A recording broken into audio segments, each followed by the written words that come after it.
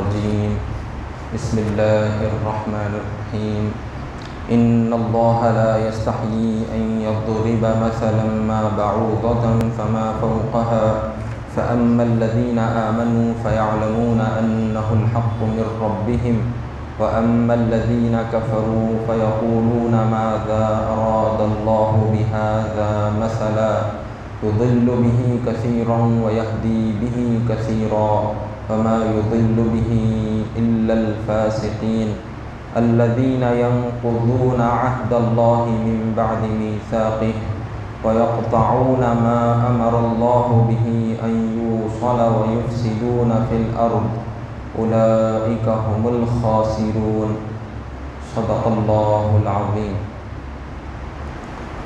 ابھی جن آیات کی تلاوت کی گئی ہے یہ پہلے پارے سورہ بقرہ کے تیسرے رکوع کی آیتیں ہیں۔ اس سے پہلے مومنوں اور نیک کام کرنے والوں کو جنت کی خوشخبری سنائی گئی۔ یاد رہے کہ اس میں دو اہم باتیں جو ذکر کی گئی تھی، ایمان اور نیک عمل، کیونکہ ایمان بنیاد ہے، بنیاد کے اوپر عمارت کھڑی ہوتی ہے۔ اگر صرف بنیاد ڈال دیں گے تو پھر کیا کوئی گھر میں رہ سکتا ہے بغیر عمارت کے؟ نہیں رہ سکتا۔ اسی طرح سے ایمان لے آئے ہیں تو نیک کام کرنا بھی ضروری ہے۔ تو ایمان بنیاد ہے اور اس کی عمارت نیک کام ہے۔ اسی طرح سے ایمان نور ہے، اس کی روشنی نیک عمل ہے۔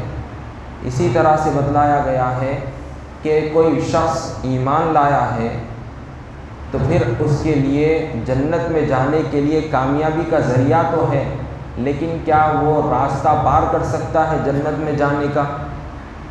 کیونکہ احادیث شریفہ میں بتلایا گیا ہے، حضور کا فرمان ہے، حفت النار بالشہوات وحفت الجنت بالمکارہ، یعنی دوزخ کو خواہشات کے ذریعے سے گھیر دیا گیا ہے کہ آدمی جب کوئی غلط کام کرتا ہے، برا کرتا ہے، تو گویا وہ دوزخ کے قریب ہوتا جاتا ہے۔ جنت میں جانا ہے تو بتلایا گیا کہ وہ حفت الجنت بالمکارہ، یعنی جنت میں جانا ہے تو اس کے راستے میں بڑی رکاوٹیں آئیں گی، کیونکہ جنت کو مشکلات سے گھیر دیا گیا ہے۔ تو جنت میں جانے کا راستہ بڑا کٹھن ہے۔ اب یہ راستہ کیسے طے ہو؟ تو جب تک بندہ نیک کام کرتا رہے گا تو وہ اس کی سواری بن کر اس کا ساتھ دے گا، اور یہ راستہ بڑی آسانی کے ساتھ جنت میں جانے کا طے ہو جائے گا، اور آسانی کے ساتھ جنت میں جانے کے راستے کو پار کر پائے گا۔ تو لہذا یہ بڑی اہم چیز ہے۔ آج ہم دیکھتے ہیں کہ لوگ صرف نام کے مسلمان ہیں لیکن عمل چھوڑ دیے ہیں، تو یہ خوشخبری ان کے لیے پھر نہیں ہے۔ یہ یاد رکھنے کہ جنت میں جانا ہے تو جنت میں جانے کے لیے بڑی رکاوٹیں آئیں گی، بڑے مشکلات آئیں گے، تو پھر یہ راستہ کیسے طے ہو؟ یہ مشکلات کا سامنا کیسے کر سکتے ہیں؟ نیک کام کے ذریعے کر سکتے ہیں۔ اگر کوئی شخص نیک کام کرنا چھوڑ دے، صرف ایمان پر بھروسہ کر کے بیٹھ جائے گا، تو اس سے بڑی حماقت، بے وقوفی اور کوئی نہیں ہوگی۔ تو لہذا صرف ایمان پر بھروسہ کرنا، نیک کام کرنا چھوڑ دینا اور پھر جنت کی طلب کرنا کہ مجھ کو جنت میں ڈال دیا جائے، تو یہ بڑی حماقت ہوگی، بے وقوفی ہوگی۔ ایک مومن کو چاہیے کہ وہ نیک کام بھی کرتا رہے، جب تک زندہ رہے برابر اچھے کام میں لگا رہے۔ اب اللہ تعالیٰ نے بتلا دیا کہ جنت جس کے اندر بندے کے لیے طرح طرح کی نعمتیں اللہ نے تیار کر رکھی ہیں، جہاں پر اس کو کھانے پینے کو ملے گا، اور اس کی خدمت گزاری کے لیے، اس کا دل بہلانے کے لیے وہاں پر خادمین ہوں گے، حوریں ہوں گی وہاں پر، اور نہ جانے کیا کچھ اللہ نے وہاں پر بندوں کے لیے تیار کر رکھا ہے۔ اور پھر وہ زندگی ایسی ہوگی کہ جب جنت میں داخل کر دیا جائے گا بندوں کو، تو پھر وہاں سے ان کو کوئی نہ موت آئے گی نہ ان کو وہاں سے نکالا جائے گا، بلکہ ہمیشہ ہمیشہ کی پرسکون زندگی جنت میں اس بندے کو نصیب ہوگی۔ اب آئیے ان آیات کے بعد آج کی جو آیتیں ہیں اس کے اندر بڑی اہم باتیں ذکر کی جا رہی ہیں۔ اللہ رب العزت کا فرمان ہے کہ ان اللہ لا یستحیی ان یضرب مثلا ما بعوضۃ فما فوقها کہ بے شک اللہ کوئی مثال بیان کرنے سے نہیں شرماتا، چاہے وہ مثال مچھر کی ہو یا اس سے بھی بڑھ کر کسی معمولی سی چیز کی۔ فَأَمَّا الَّذِينَ آمَنُوا فَيَعْلَمُونَ أَنَّهُ الْحَقُّ مِنْ رَبِّهِمْ، تو جو لوگ ایمان لا چکے ہیں وہ جانتے ہیں کہ یہ مثال ان کے پروردگار کی طرف سے حق اور ٹھیک ہے۔ وَأَمَّا الَّذِينَ كَفَرُوا فَيَقُولُونَ مَاذَا أَرَادَ اللَّهُ بِهَذَا مَثَلًا، اور جو کافر ہیں وہ کہتے ہیں کہ ایسی معمولی مثال بیان کرنے سے اللہ کی کیا غرض ہے؟ ایسی مثال سے اللہ بہت سے لوگوں کو گمراہ کرتا ہے۔ یضل بہ کثیرا ویہدی بہ کثیرا، یعنی ایسی مثال سے اللہ بہت سے لوگوں کو گمراہ کرتا ہے اور بہت سے لوگوں کو اس کی وجہ سے ہدایت دیتا ہے۔ وما یضل بہ الا الفاسقین، اور اس سے صرف انہی لوگوں کو گمراہ کرتا ہے جو نافرمان ہیں۔ پھر مزید فاسقین کے بارے میں اللہ نے ارشاد فرمایا ہے کہ الذین ینقضون عہد اللہ من بعد میثاقہ، یعنی جو اللہ کے عہد و پیمان کو مضبوط کرنے کے بعد توڑ دیتے ہیں۔ وَيَقْطَعُونَ مَا أَمَرَ اللَّهُ بِهِ أَن يُوصَلَ وَيُفْسِدُونَ فِي الْأَرْضِ، اور جن تعلقات کے جوڑے رکھنے کا اللہ نے حکم دیا ہے ان کو توڑ دیتے ہیں اور ملک میں فساد پھیلاتے ہیں۔ اولئک هم الخاسرون، یہی لوگ آخرکار نقصان اٹھانے والے ہیں۔ یہاں پر ایک اعتراض ہوا تھا کہ اللہ تعالیٰ نے جو پہلے رکوعات میں منافقوں کی مثال دے کر اللہ نے بات سمجھائی تھی کہ منافقوں کی کیسی حالت ہے کہ ایک اندھیرے رات میں جنگل میں کوئی شخص چل رہا ہے، اس کے پاس روشنی نہیں ہے اور اس نے کچھ روشنی جلائی، اب راستہ دکھ نہیں پایا تھا کہ پھر اس کی روشنی چلی گئی۔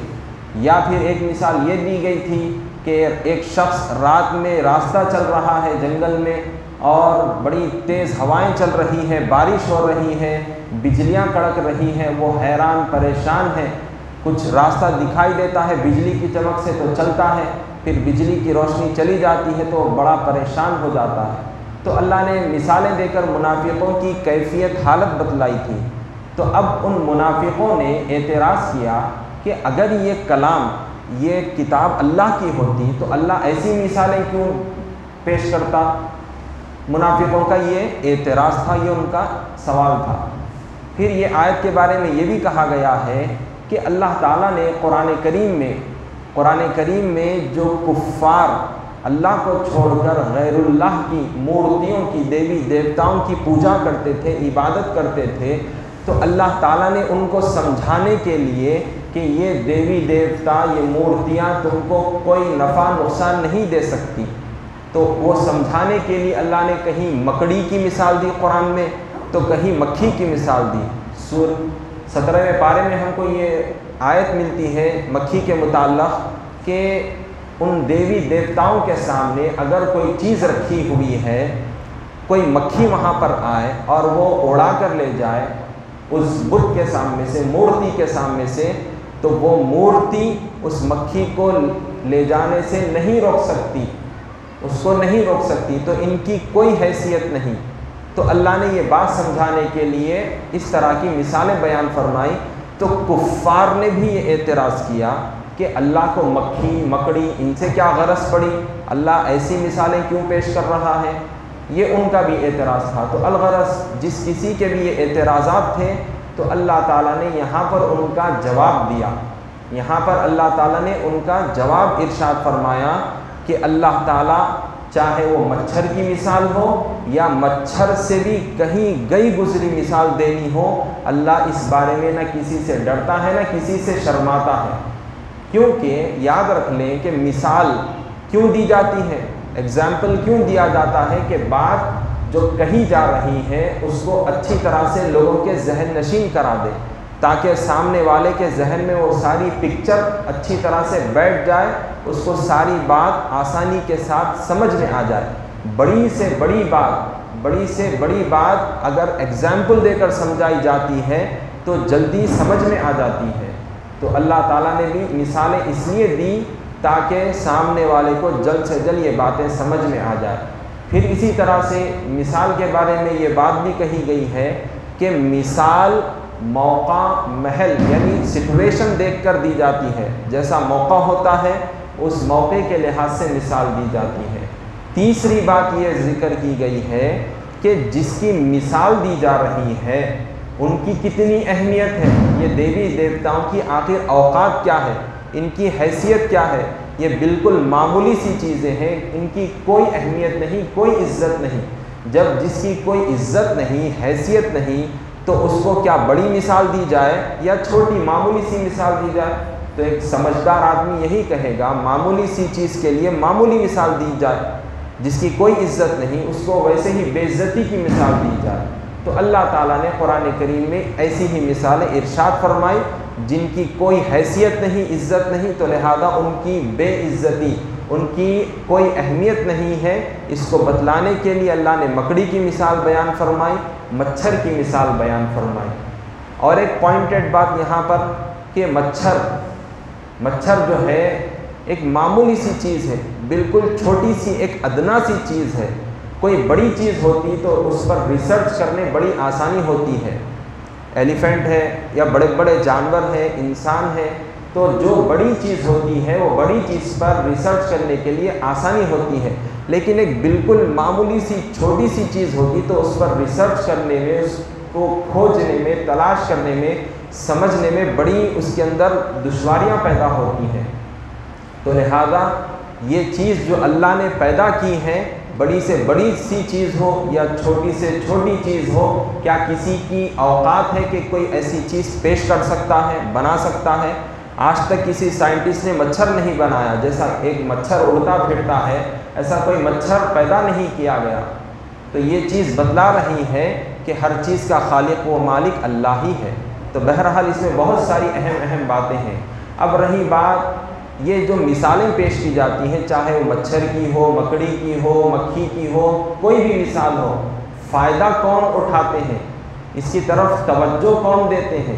تو بتلایا گیا ہے کہ جو سمجھدار لوگ ہیں، جو ایمان لے آئے ہیں، وہ لوگ ان مثالوں سے فائدہ اٹھاتے ہیں، جو نصیحت کی جا رہی ہے اس نصیحت کو ایکسیپٹ کرتے ہیں، قبول کرتے ہیں، اور اللہ کی عبادت کی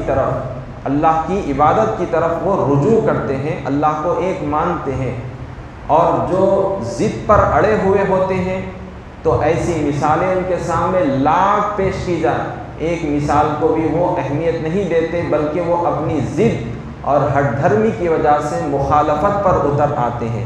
کیونکہ اوپر تو چیلنج کیا گیا تھا کہ قرآن کریم کی کوئی ایک آیت تو بنا کر لاؤ، سورت بنا کر لاؤ، تو وہ تو اس چیلنج کو قبول نہیں کر سکے، عاجز آ گئے۔ تو اب انصاف کا تقاضا یہ تھا کہ وہ قرآن کو مان لیتے کہ اللہ کا کلام ہے، اللہ کو ایک مانتے، لیکن انہوں نے اس انصاف کے تقاضے کو پورا نہیں کیا، بلکہ الٹا ہٹ دھرمی پر آ گئے اور قرآن کی مخالفت کرنا شروع کر دی، اللہ کے حکم سے انکار کر دیا۔ یہاں پر دو باتیں اور ذکر کی گئی، ایک ضلالت یعنی گمراہی کہتے ہیں ہلاکت کو، تو جو لوگ اللہ کے کلام سے نصیحت حاصل نہیں کرتے وہ ہلاکت میں ہیں۔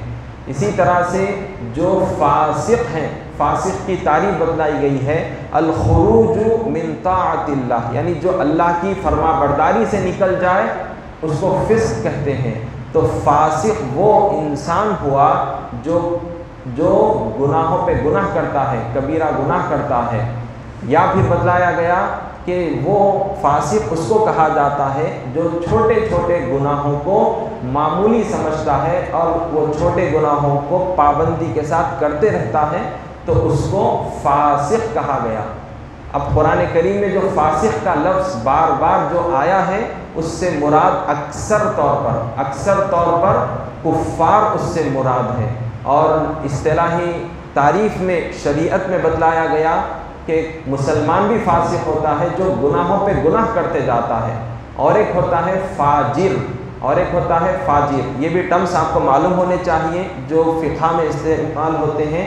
ایک فاسق جو گناہ پہ گناہ کرتا ہے، توبہ نہیں کرتا، دوسرا ہوتا ہے فاجر، یعنی کھلم کھلا اعلان گناہ کرتے رہتا ہے، کھلم کھلا لڑائی جھگڑا، قتل، غارت گیری، شراب، یہ تمام تر چیزیں علل اعلان کرتا ہے، کوئی پرواہ نہیں کرتا، تو گناہ کبیرہ کھلم کھلا کرنا یہ فاجر کرتا ہے تو یہ ایسے شخص جو فاسق ہیں یہ بالکل ہلاکت میں ہیں، اللہ نے ان کو جو ہے گمراہ فرما دیا ہے، ہلاک فرما دیا ہے۔ کیوں؟ کیونکہ یہ لوگ اللہ کے پیغام سے نصیحت حاصل نہیں کرتے اور ان مثالوں سے فائدہ نہیں اٹھاتے۔